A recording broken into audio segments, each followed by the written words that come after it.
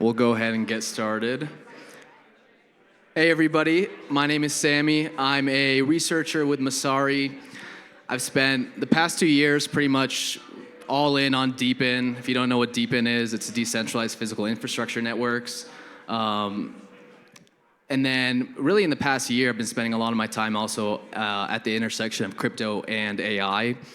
And that just fascinated me. And now we find ourselves at the intersection of DePIN and AI, so we just keep going like deeper into the matrix. But yeah, I'm really excited for this panel. I have with me 3 great panelists that are all building at the intersection of DePIN and AI. I'll just quickly introduce them, and then I'll pass the mic over to them to further introduce themselves and the project that they're working on. We got Sophia from Tromero, decentralized and distributed training. We got Ben from Gensyn, also decentralized and distributed training, so hopefully we see some punches getting thrown here. We shouldn't have sat them that close to each other. And then lastly, but not least, we have Shannon from LivePeer. LivePeer is a video transcoding protocol, but they're expanding into AI-generated video. So, yeah, hopefully I didn't steal your guys' thunder. If you can each just kind of like give a little bit of the background on yourselves and then just dive a little bit deeper into the protocol that you're working on, and then we can jump into the questions that I have lined up. We'll start with you, Sophia. Yeah, cool. Hi, everyone. I'm Sophia. I'm a co-founder of Tromero. We're building a proof of useful work blockchain where the useful work is actually AI training. As part of that, we have started by creating a marketplace where one can rent GPUs and do their AI training. I myself, I'm a recovering academic. I submitted my PhD about a month and a half ago. I was focusing on explainability of neural networks. And yeah, that's probably lightning introduction for me. Thank you. Ben?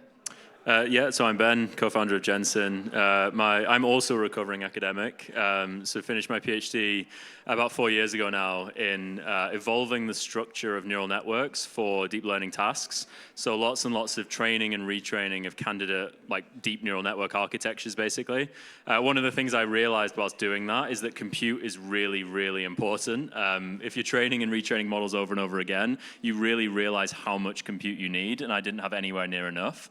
So that sort of led into what Gensyn now is, which is a machine learning compute protocol. So we focus on essentially decentralizing access to GPUs, TPUs, CPUs, anything that can be used to train a neural network. So if you own hardware that can be used for that, the idea is that you can run Gensyn software, you can join the network, and you can start renting out your hardware. And on the other side, if you're a machine learning engineer or researcher and you want to use a GPU to train a model, instead of using AWS or Google Cloud or something like that, you can use any of the devices in the world that's available. And it's a completely free market, purely programmatic and verified so that you know that the work was done correctly. And we have a very long-term view. We see this as essentially enabling a very kind of liquid future of machine learning training where people don't need to be involved. Like models can train themselves, they can train other models. It's purely programmatic and they're all interacting over this decentralized infrastructure. I am Shannon. I'm head of growth at LivePeer, and I'm a recovering regulator, not a recovering academic. My crypto journey started many, many years ago regulating Bitcoin as a financial crime in Canada's finance department. Long journey to LivePeer, which I joined 2.5 years ago. And yeah, like Sami said, our bread and butter is putting GPUs to work for video transcoding. But last year, when we were thinking ahead to this year and what would it look like to 10 or 100x the network and the volume of transactions going between our orchestrators and our broadcasters on the network, AI was just like an obvious place to start, because if you've got GPUs, you can probably contribute to AI workflows. So we're not trying to be a general purpose AI compute network. We're really focused on how does AI add value to the video and media pipeline. So happy to chat more about that. Perfect. So in just the past few weeks, we've seen some interesting developments within AI. So Sam Altman, wants to raise $7 trillion. We've seen OpenAI release their Sora model, so the text-to-video model, which was just breathtaking. And then at the same time, NVIDIA just released their quarterly earnings, and their data center revenue is up like 410% year over year, signaling that these GPUs, the data center GPUs in specific, are still in very high demand. So it kind of looks like this GPU bottleneck issue isn't waning or isn't over just yet. But Ben, I want to get your thoughts first on this 7 trillion number. Like, is Sam just trolling us, or like, is this an actual realistic number? Can't he just buy every data center in the world with $7 trillion? Like, what is that actually going to be used for potentially? It's a good question. I think part of it is him just testing the market, right? Like, see how kind of hyped up the market is right now, and just anchor ridiculously high and then see what happens. And seemingly what's happened is not the complete rejection of it, which I think is crazy. And yeah, it kind of signals that there's enough interest and knowledge around the chip supply kind of shortages and the supply chain constraints that this does need a pretty crazy out of the box solution. For us, we think about that, the way Sam Altman's going is one of 2 ways you can solve this problem. One way is to try and completely change the entire industry and build new chips from the ground up and kind of solve all of the supply chain constraints from scratch. And the other way is you can make way more efficient usage of the chips that we already have. I think in reality, we'll have a combination of those 2 things, but it's quite nice to see a private market approach to, if Sam actually does something with this, to solving that problem. I think we're seeing a lot of governments do that. There's lots of projects coming past where governments are thinking, hey, we want to be able to produce these chips. We need to be able to do this onshore. And I think Sam represents almost the sort of free market approach to that. But yeah, 7 trillion, I think it's crazy, but I think it's an anchor and a market test. That makes sense. Can I actually add something to that? I personally actually think it has a lot more to do with where inference is going, and in general, OpenAI having bet really heavily on closed models. And actually, you can see in the past couple of weeks, open models have come back, and actually, their performance is getting even better than the closed model ones. And actually, giants have a massive incentive for open models to win here, because if you are doing training on open source models, you need to go and actually buy GPU time. And who owns the GPUs? Well, Google does, and Meta invested heavily into new types of GPUs as well, right? So I think Sam Altman probably has realized that too, and he needs to get into kind of the GPU game. And what if OpenAI models win? He needs to hedge his bets, right? Who's going to be training? Where are they going to train? Well, if he owns the GPUs, maybe they'll train on his GPUs, right? So that's at least how I think the market's going, and why he is really heavily interested in getting a GPU. No, that makes sense. It's almost like a hedge just in case open source AI ends up actually beating closed source AI. So there might be a little hint in there that that's where he thinks the space is going. Yeah, I mean, the other way to look at it is how much would it cost to disrupt NVIDIA? And it's probably on an order of magnitude that gets you into the hundreds of billions of dollars when you look at the walled garden that NVIDIA's been able to build, which is not just chips, it's actually the software stack and the entire developer platform ecosystem that they've built around GPUs. Yeah, I think that's a good point too. And since we're already kind of talking about GPUs, I guess, from my perspective, it seems like the GPU shortage is just as bad or even worse than it was a year ago. Can you guys provide some insight into that from what you're seeing? I assume you guys have a better viewpoint here. Ben, do you want to take this one first? Sure, yeah. I think it's probably worse than it was a few years ago. The demand has just rapidly increased. I think it's good in many ways, because more and more people are able to build, fine-tune, train models now.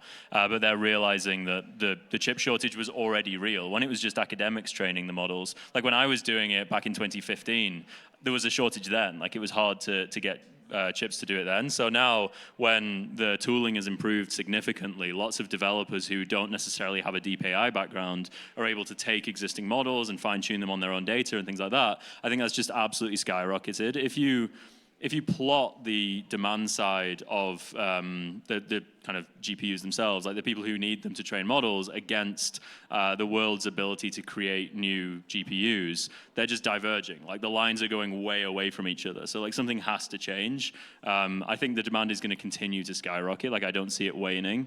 I think maybe the hype will wane a little bit once everybody gets used to the fact that we're training models now. Once developers just get used to the fact that, hey, instead of kind of taking open source code and just like writing on top of it, I now take open source models and I kind of massage them into doing the things that I want to do.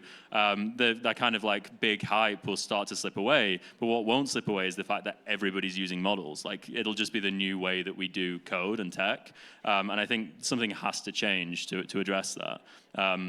There's been plenty of people who've tried to make competing chips to NVIDIA. But like you say, I think you can make the chips, but the stranglehold that NVIDIA has on the software tooling is just too strong. Like every chip company struggles to build their own version of CUDA or actually be able to integrate with CUDA, because NVIDIA have played it really well. It's open and it's accessible to everybody, but it's closed source. So you can use it as much as you want. It's embedded in absolutely every deep learning library. But if you wanted to hook your chip into it, you can't. And it's a bit of a kind of master move by them, but it means that disrupting them is ridiculously hard.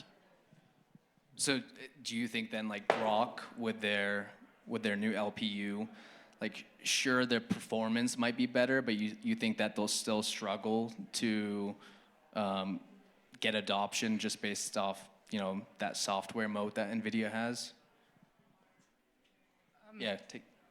Yeah, I do think that it will be very difficult it will be wonderful for them to succeed and to compete. But yeah, CUDA doesn't run off the bat. You need to have a deterministic runtime. As far as I understand, the GPUs themselves are deterministic right now. So it would require a huge amount of changes on the software stack for it to be a viable option right now. That makes sense. Shannon, question for you. So like, from my perspective, it's almost like every day I see a new crypto GPU network emerging. And so like, we're already competing, or crypto is already competing for these scarce resources. Now you have these crypto networks competing with one another over these GPUs. So I'm curious, like from your perspective, because LivePeer has already been trying to incentivize people to contribute their GPUs now for a few years. How do you see like this competitiveness kind of developing? What are protocols going to have to do to try to convince GPU providers to give you their GPUs over Ben? You know what I mean?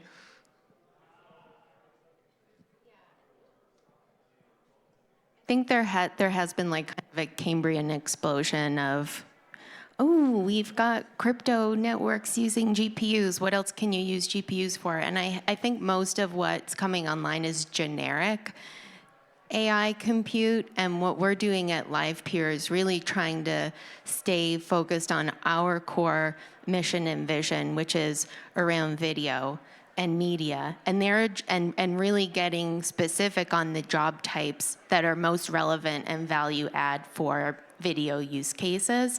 And so that's, as I've started to talk to, founders in the space with, new AI networks coming online, it is really like trying to understand what are the use cases you're looking at or trying to build for as you try and create this supply network, because there's just what's possible is like the disintermediation of compute.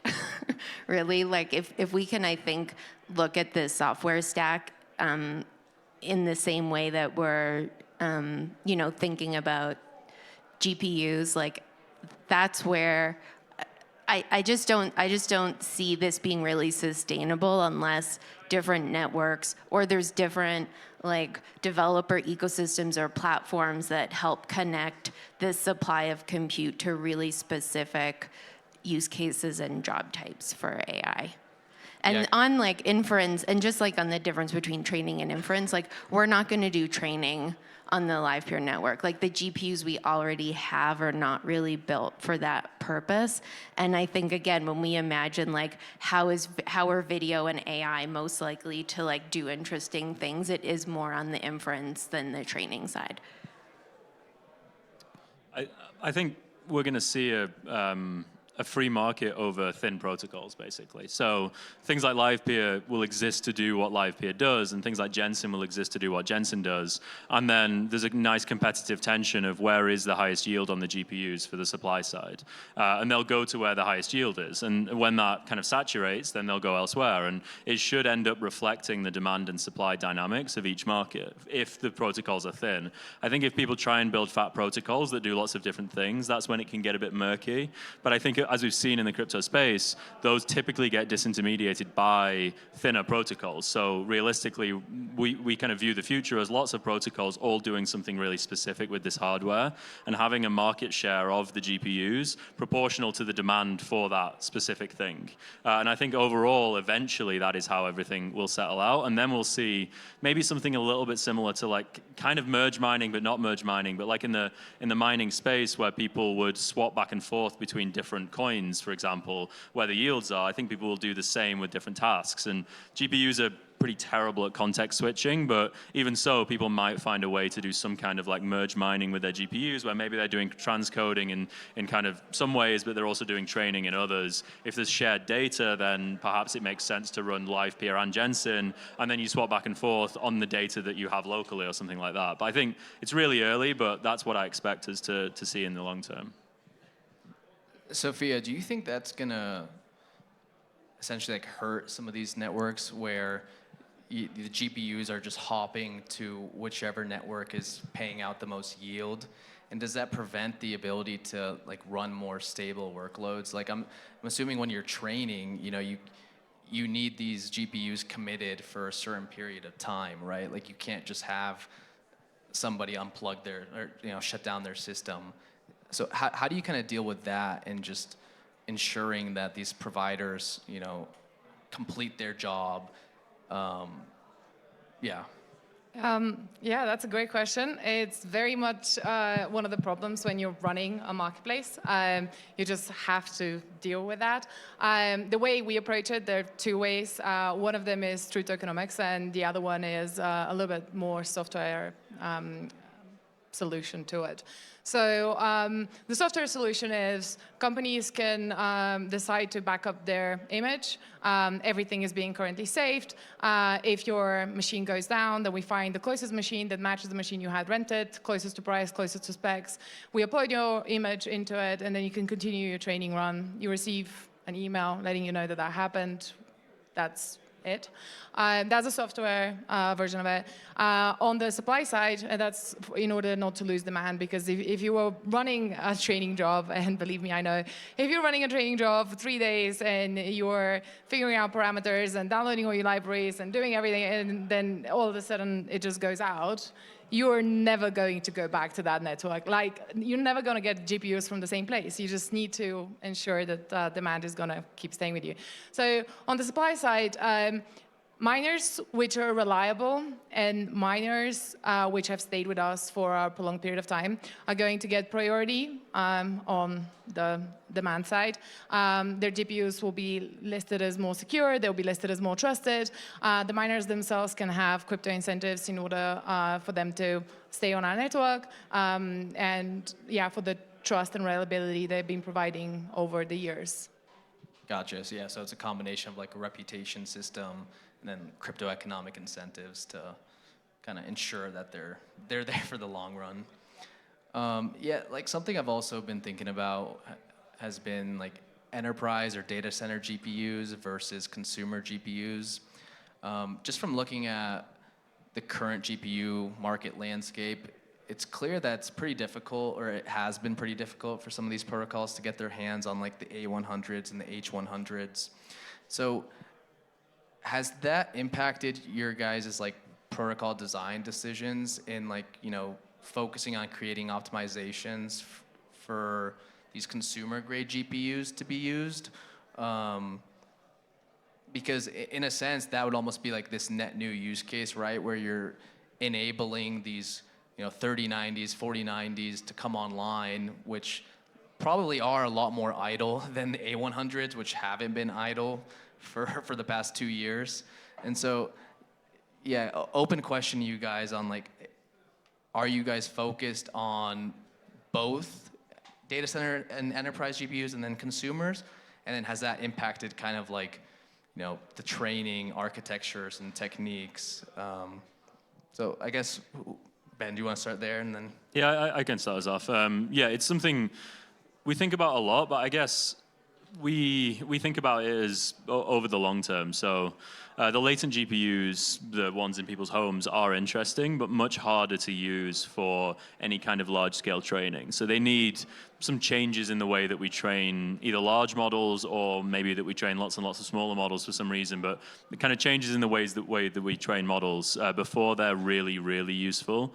I think the data center GPUs, there's lots of stories about them being hard to get hold of if you're a startup. But I think if you're running a network that's credible and will have demand, they shouldn't be that hard to get hold of. Like we get approached constantly by people who have these GPUs in data centers. Because when you think about it too, the supply side, to somebody who's buying up 1,000 H100s and wants to get a yield on them, they're speculating on that market. They're speculating that they can put the capital up front, turn CapEx into OpEx, and then just earn a yield on those GPUs, pay them off in 12 to 18 months, and then have, I don't know, another 12 to 18 months plus of profit on top of that. There's a lot of things they have to do if they want to do that transaction, and there's a lot of things they probably don't want to have to do. So they'll have to put in infrastructure, they'll have to have accounts teams, they'll have to have salespeople, they'll have to have all of these kind of usual human world things in place to run a business that rents out access to those GPUs. And essentially what Gensyn and other networks offer to them is an instant yield. It's like you literally run a piece of software and you're turning that asset into a kind of yield generating asset where it wasn't before. So I think actually once the networks have demand, it'll be very easy to move these data centers over, particularly the small ones where somebody's put 1,000 GPUs in a data center. And those are the interesting ones. Those are the ones that can train the models that we have right now. I think long term we'll have new model architectures, but in the short term, those data center GPUs will switch onto networks, and they already do, right? I would say around the consumer-grade GPUs that you were mentioning, the 3090s and the 4090s, we have them currently on the platform. They actually offer a really good balance between memory and just flops. So traditional AI chips that are actually being used, and they're much more cloud grade, that are, let's say, V100s have 16 gigs of memory versus the 4090s and the 3090s, which have 24. 3090s, 4090s, they have more flops than A6000s. A6000s are widely used for training as well. So actually, we got them on the platform. I was quite surprised. One of our machine learning engineers was completely over the moon that we had them. But yeah, consumer grade is good. I think there is some education to be done around what kind of hardware can be used for AI training and inference. I think in general, AI academics are not too dive deep into the hardware side of things. So I think a lot can be done with the consumer-grade GPUs. I do agree with Ben on A100s, H100s. We get approached as well. We're going to have some A100s next week on the platform, H100s in a month. So yeah, definitely we are getting approached. It's not impossible to get your hands on them. You do need to start somewhere, given that demand is not a given. There is a lot of demand, but you need to ensure that the platform is stable and you can guarantee it and show figures before the data centers agree to give you quite such high-grade GPUs. Yeah, Shannon, so LivePeer is already sourcing or has a large supply of GPUs. Can you talk through like what type of GPUs are on the platform, and then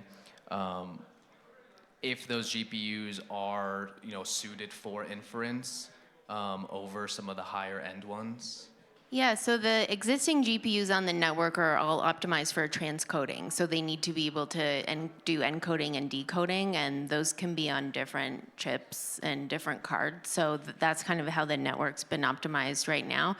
We are very much in R&D stages of like trying to figure out what GPUs make most sense for us. And again, it's just about being really use case specific. So, we're at the same time, trying to build supply and demand, or like imagining what both of those things look like for us around AI video. So right now we're just starting with, text to video or image to video, upscaling, like what are really practical use cases that we, can start to design like basic prototypes for in terms of like just gateways, new gateways to the network. So we've, we're for the last 2 months, we've been building a new AI video subnet on the network, which is a fork of the network software today that's just creating a testing area to just see what it looks like to match GPU supply for those particular use cases.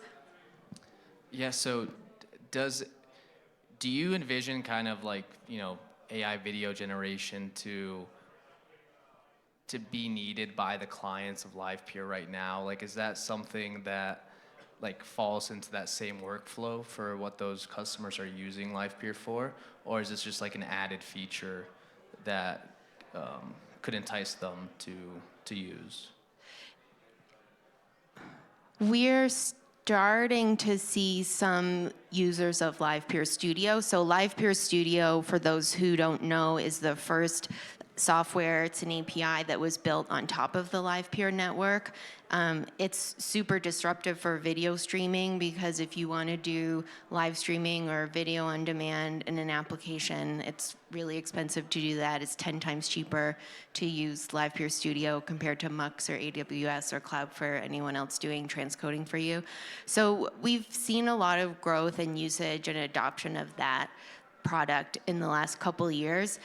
It's just like so early, as people are just starting to imagine what AI and video look like. We're at this point just focused on getting like capability on the network for our node operators to receive job requests for AI. So I think once we will eventually have to figure out how do we stitch together the pipeline for transcoding and AI compute, but we're not quite there yet. Like it is a little bit awkward in terms of there's not like a perfect fit right now. Like we have a bounty for ETH Denver and I'm giving away $30,000 to anyone who wants to try and do something AI related with Studio, just so we can start to see how people, want to experiment with this. Yeah, no, that makes sense. I might try to claim that $30,000 prize. I want to just talk a little bit about regulation for a bit. So we've seen like President Biden's executive order on AI. We've also seen California's AI bill that they've proposed. And really what we're seeing is that if you want to train a large model, you have to get approval from the government. There is, you have to do like safety verification. You have to implement guardrails. You need to prove that your model is safe. And at the same time, there's like KYC, initiatives that you have to participate in with some of these cloud providers. And really what this is all leading to is making it like really difficult for like smaller startups to compete. And so is decentralized AI going to be the like go-to solution for these startups that are looking to train, where they can kind of bypass a lot of the regulations and like choke points that these governments are implementing? It's really interesting. I think that the current way the regulation is actually being structured doesn't count any of the existing models as large enough that require reporting to the government. So I also do believe that like AI startups are unlikely to do foundational model training. It's much more likely that it goes into fine-tuning. You take an open source model, you make it more specific for your case, you do pruning, you specialize it. So I'm not sure that AI startups will be too impacted by the regulation that is coming in right now. That's not to say that it couldn't happen. Like the government could decide tomorrow, you know what, you need to report everything. What I would like to see the future looking like is instead of companies coming for Web2, Web3 projects to avoid regulation, they come because Web3 projects can allow them to do regulation in a more privacy-preserving way. That is like ideal future in my perspective. I don't think that, you should come because we don't do that. Instead, you should come because we can do the logs for you and we can submit it to the government for you, but we can do it in a way that it's zero knowledge or in a way that it's privacy protecting. And you come because you don't want the government to have all the data. You want the government to only have the data that really they need and want and concerns them. That's at least the future I would like to see. Yeah, no, I didn't know it was like for very large models. And I guess that makes sense if you kind of like envision a world where it's really just these centralized orgs like, you know, OpenAI and Google who are going to be training these foundational models, which is a little dystopian to think about as well, though.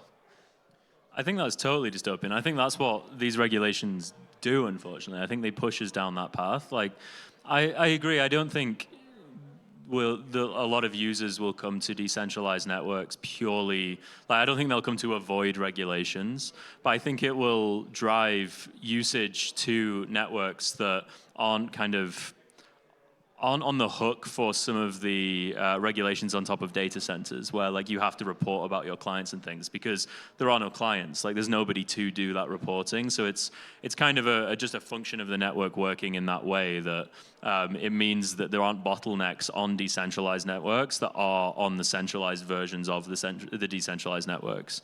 But if you look at like the California bill, I think that actually does like prohibit people from fine-tuning models of like not even crazy size. Like it's not a good move in terms of regulation in my mind. And I think all it kind of looks like to me is GDPR, where some of the things within GDPR were great ideas for consumers and individuals. Like it would have improved people's personal privacy, but all it did was create a lot of barriers to entry for a lot of businesses that would otherwise have offered services to small companies that just pushed them out of doing that, because why would you bother? One of the big things we saw was like the EU Data Act or like the Cookies Act, where a load of American businesses were just like, okay, we just don't deal with EU people anymore because it's not worth it. Like, it's not good for a free market overall. Like it kind of stymies competition, which has the exact opposite effect that these things are supposed to have. And I think we probably will see regulators start to realize that. There's only a few places that have come out definitively and said, this is how we're going to regulate. There's been a few people kind of sitting back, waiting, seeing what happens. The UK has kind of famously done that to an extent. Like it didn't follow Europe and the EU immediately and kind of held back. And I think that's the right move, because realistically, it is going to, like we're in the geopolitical world, it's going to move businesses to these places because they're not going to be able to exist under the hardcore regulations. I think one of the things the UK is doing well is the embracing open source. I think that's the right way to go, because you can achieve a lot of the things the regulations try to achieve via open source. Instead of saying, hey, if you're going to train this model, you need to get like a government agent to review the model before you're allowed to do it. Why not just push them to do it in the open? And then like anyone can review that model. I think that's the sort of thing we'd like to see. And I think we are going to see more of that. It is going to become a bit of a kind of like regulator like playground to an extent. And I think that's a better way than like the executive order and the bill in California. I mean, we could have a whole panel on regulation or like a day, a day on regulation. I mean, there's so many different angles to look at regulation when you think about AI. There is, privacy, which, comes into play when you think about regulating large language models. There's actually really interesting conversations around protectionism in AI. The fact that NVIDIA is not legally allowed to sell its chips in China, which is prompting now lots of interesting competitors coming online in China, and you can think about where the Asia market in this whole space is going to go because of that. There's really legitimate regulatory concerns around consumer protection and deepfakes and how do you verify trustworthiness of online content. These are all really valid. Just like, I think the EU has gotten a really bad rap around GDPR, to be honest. Like, I think Web3 social's been sleeping on a really massive, floodgate that's been opened by the EU to require interoperability of user data across social platforms. Hello. There's actually some interesting, just incentives that have now, I don't think the EU probably knows what Web3 social's lens or Farcaster is about, but and where does that come from? It comes from policy concerns around competition and the fact that there are huge monopolies when we think about consumer internet applications. So I don't know, there's just a lot of different layers to talk about all of the regulatory possibilities here. 100%, yeah. We'd probably put this crowd to sleep if we kept going. For most people. Yeah. So I want to zoom back in, get just maybe ask one more kind of like technical question related to like decentralized or distributed training. I mean, one of the biggest critiques I've heard is that about the communication overhead problem. Basically, when you're doing distributed training, you have to send all this data to each node operator. You have to share weights constantly, gradients, all that, and so you run into like increased costs because of the bandwidth requirements, and then also you introduce more latency into the training process. So I guess my question is this a solvable problem, or is decentralized and distributed training, is the trade-off always going to be like slower training time, but cheaper? I mean, yeah, I think it's a solvable problem. I think there's a few factors to it. I think one of the biggest ones that I always come back to is the fact that the way we train models right now, these big models, has only been around for like a few years. It's not that this is the only way to train models, it's just that this is the first way we found to train a model that has this level of performance. So we kind of double down on it. And I think the ML space has had quite a short memory with respect to that. If you talk to a lot of machine learning engineers, they just have this kind of blanket assumption that you have to scale up models in this way. But realistically, it's a crazy fragile way of training a model and like scaling models. If you look at the kind of space outside of ML, the general tech space, it's gone through like a distributed systems explosion since the internet, where we started out with the like typical client server approach, and then it kind of moved to loads of microservices stuff. It became a lot more robust. It became a lot kind of more anti-fragile in general, where we could run like different kind of shards of things. You can have replication, you can have redundancy and all of these things. I think you can have all of that with ML training as well. We just haven't quite got there yet because we're still in the phase of essentially research. We're proving what's possible to the world to say, hey, you can actually train a model that can do these things. Like we never realized they could do these things before, but that's the absolute tip of the spear. It's like, okay, cool, you can train models that do that. Now let's train them in completely different ways that are actually better for the infrastructures we have, rather than doubling down, building bigger and bigger and bigger data centers and saying the only way to scale this is to do it exactly the same way but bigger.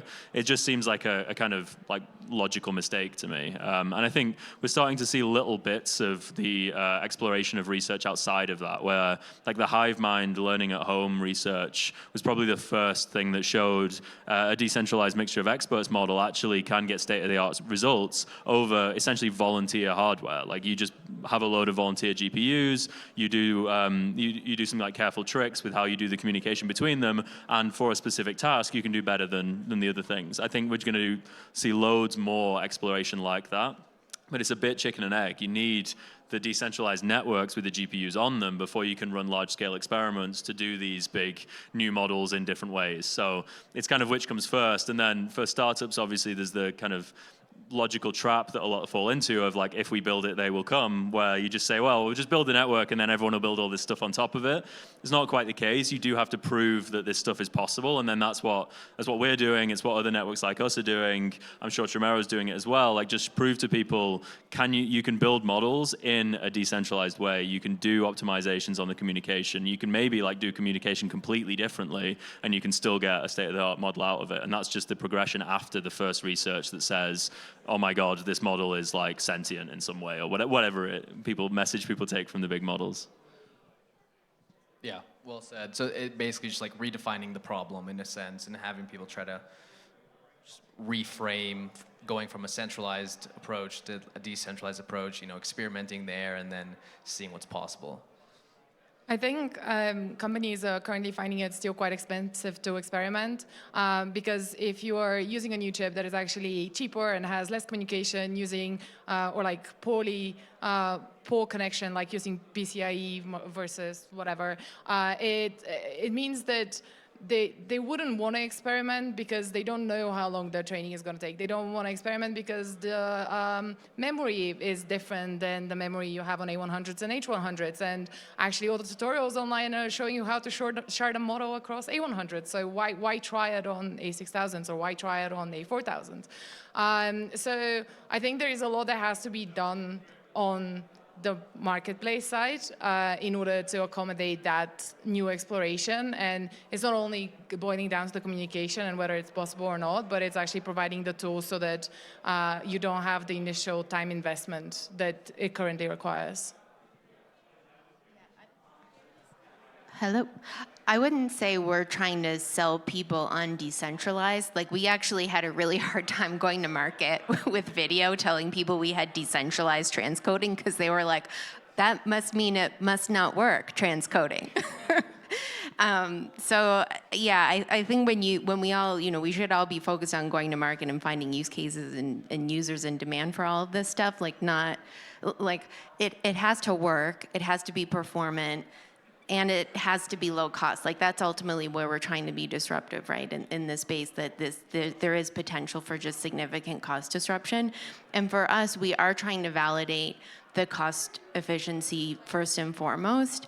And then we do need to look at, okay, then how do we continue to optimize the network so that people who, and there will be a lot of customers for whom price is more important than speed, but we do know that eventually those two things have to catch up, because we saw that with transcoding. I like that approach too, focusing on cost, because it's usually what people care the most, and then optimizing from there.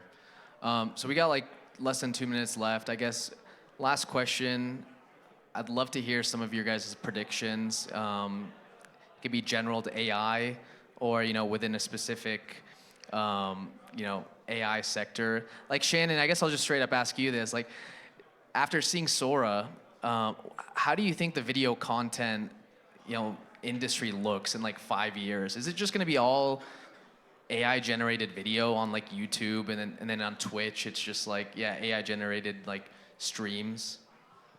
I hope not. Like, that's depressing.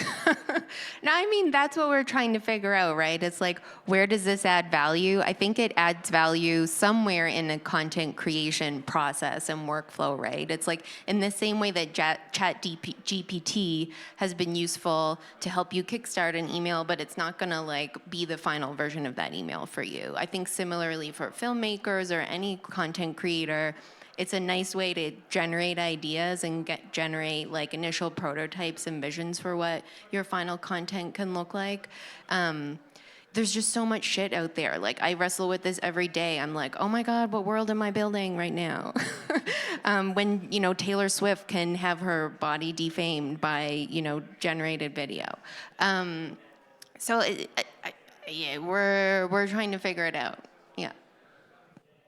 Fair. Any predictions or add-ons before we wrap up? It's probably non-controversial now, but I think we're going to see like authentic human experience become a luxury good, where essentially consuming like media that is provably created by a person versus or like generated by a model will be expensive purely for that reason, but not necessarily for quality. And I think the world's going to go through a really weird, uncomfortable phase where we think that we actually put we think that we can recognize when a human created something as it being higher quality, but we're going to realize that that's not actually the case, and that machines can create things that we perceive as being higher quality. And that's when it'll move to, hey, I value this because a person made it, but I don't actually necessarily think it's better than the thing that I consume that a model made. And I think that's going to be uncomfortable for a lot of people for a while. Yeah, and just on that, we actually are working really actively with Adobe and the Content Authenticity Initiative and the C2PA to work on verifiable video solutions. And that's like a totally unexplored area of public blockchains, is like how you actually store attestations for creator signed video, or like other open blockchain standards for that. And I think those are important technical solutions as well. Awesome. Well, we're over time. Sorry. Unless you got something you want to say? Yeah, I don't know. I think that the future AI models are going to combine logic, AI, with the current neural network structures we currently have. I think new architectures are going to emerge. It's going to happen in the next year, and it's going to continue happening in the next decade. Yeah. Love it. All right, let's get a round of applause for these guys. Thank you.